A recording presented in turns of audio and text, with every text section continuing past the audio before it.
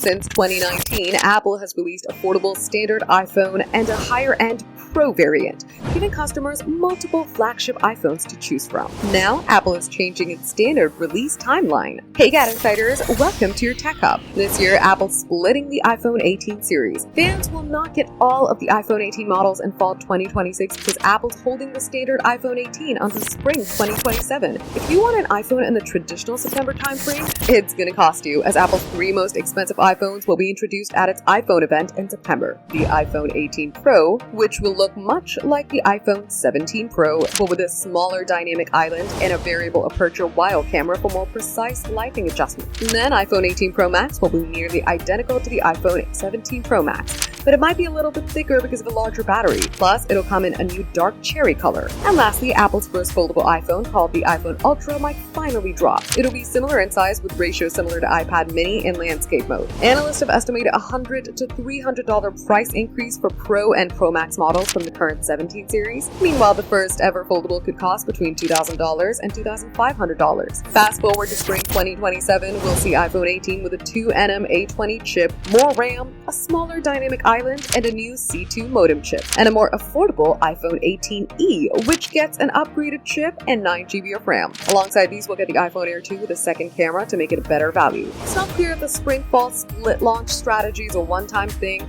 or Apple will stick it for a later release as well. For more updates, subscribe to GadInsider, like and share the video, and don't forget to press the bell icon so you never miss any updates.